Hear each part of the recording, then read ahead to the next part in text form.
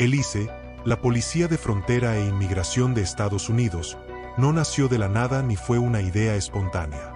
Su creación está directamente ligada a uno de los momentos más traumáticos de la historia moderna del país, los atentados del 11 de septiembre de 2001. Hasta ese momento, el control migratorio y aduanero estaba fragmentado en distintas agencias, con funciones superpuestas, poca coordinación y fallas graves de comunicación interna. Antes del 11S, el organismo que manejaba la inmigración era el INS, el Servicio de Inmigración y Naturalización, que dependía del Departamento de Justicia. Este organismo se encargaba tanto de permitir la entrada legal de inmigrantes como de investigar violaciones migratorias, algo que ya generaba conflictos internos. A eso se sumaban otras agencias como aduanas y la patrulla fronteriza, cada una con su propia cadena de mando y prioridades distintas.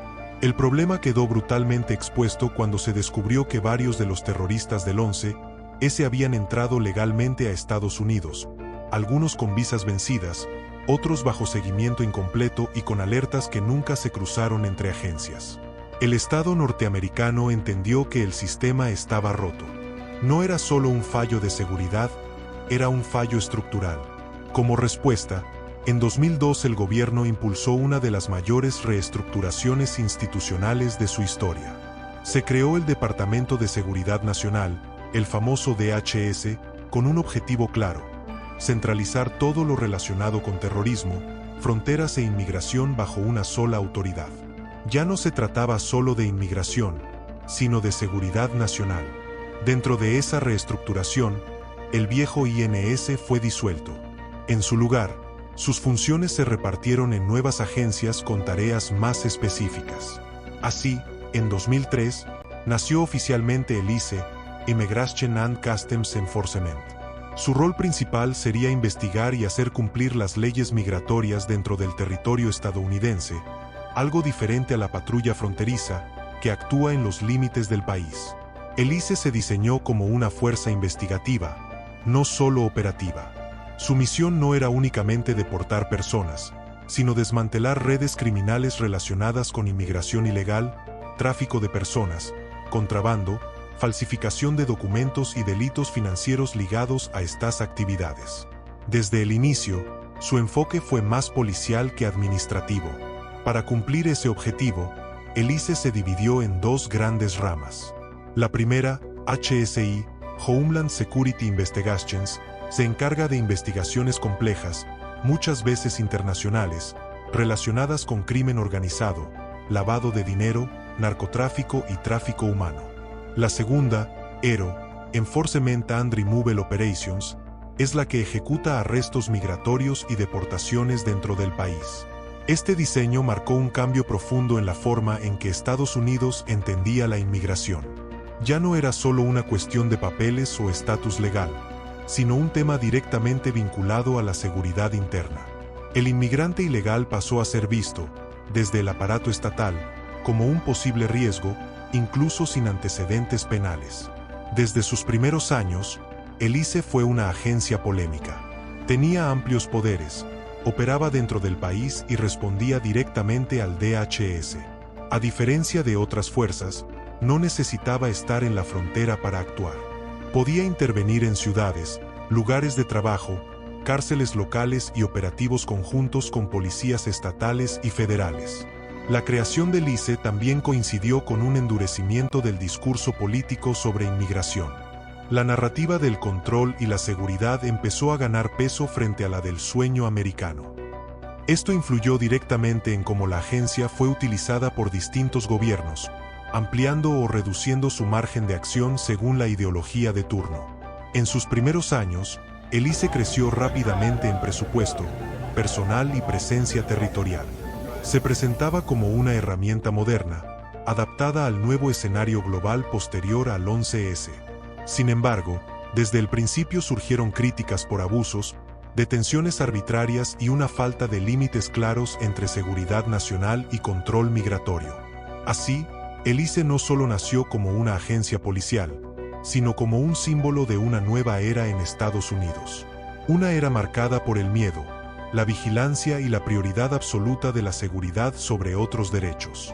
Todo lo que vino después, las redadas, las deportaciones masivas y las controversias políticas, se explica en gran parte por cómo y por qué se creó esta institución. Con el paso de los años, el ICE dejó de ser solo una agencia técnica y se transformó en una herramienta política. Cada administración presidencial fue moldeando su funcionamiento según su visión sobre la inmigración. Bajo gobiernos más moderados, el foco se puso en criminales con antecedentes graves. Bajo gobiernos más duros, el margen de acción se amplió a prácticamente cualquier inmigrante en situación irregular. Durante la presidencia de Barack Obama, el ICE alcanzó cifras récord de deportaciones, algo que sorprendió a muchos.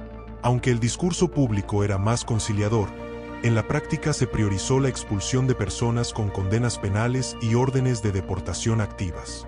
Sin embargo, la infraestructura que permitió esas cifras fue la misma que luego usarían gobiernos más agresivos. El verdadero punto de quiebre llegó con la llegada de Donald Trump al poder. Su administración convirtió al ICE en un símbolo central de su política migratoria. Se eliminaron muchas de las prioridades selectivas y se autorizó a los agentes a detener a cualquier inmigrante indocumentado, incluso sin antecedentes criminales. Las redadas en lugares de trabajo, barrios y tribunales se volvieron frecuentes. En ese periodo, las imágenes de arrestos públicos, familias separadas y centros de detención saturados recorrieron el mundo. El ICE pasó de ser una agencia relativamente desconocida para el público general a convertirse en una de las instituciones más odiadas y defendidas al mismo tiempo dentro de Estados Unidos. Para algunos, era una fuerza necesaria. Para otros, una maquinaria de persecución. Las críticas no tardaron en multiplicarse.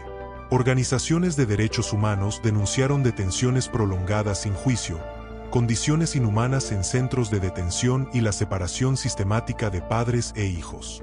Varias investigaciones periodísticas revelaron contratos millonarios con cárceles privadas que lucraban con cada detenido migrante. A nivel interno, incluso exagentes del ICE comenzaron a hablar. Algunos denunciaron presiones políticas, órdenes ambiguas y una cultura institucional que premiaba la cantidad de arrestos por sobre la gravedad de los casos. Otros defendieron la agencia, afirmando que solo cumplían la ley y que el problema era el sistema migratorio, no quienes lo ejecutaban. Con la llegada de Joe Biden, el discurso volvió a cambiar. Se prometió una reforma migratoria más humana y se limitaron algunas prácticas del ICE. Se restablecieron prioridades, se redujeron redadas masivas y se intentó enfocar nuevamente en amenazas reales a la seguridad. Sin embargo, la agencia no desapareció ni perdió poder estructural. Y ahí está una de las claves. El ICE ya no es una política de un presidente, es una institución consolidada. Tiene presupuesto propio, miles de agentes, acuerdos con policías locales y contratos vigentes con empresas privadas. Aunque cambien las órdenes, la maquinaria sigue funcionando. Hoy, el ICE opera en un terreno gris. Para una parte de la población, es indispensable para mantener el control migratorio. Para otra, representa el lado más oscuro del Estado moderno. Su sola existencia genera protestas, campañas para abolirlo y debates encendidos en redes sociales, universidades y el Congreso.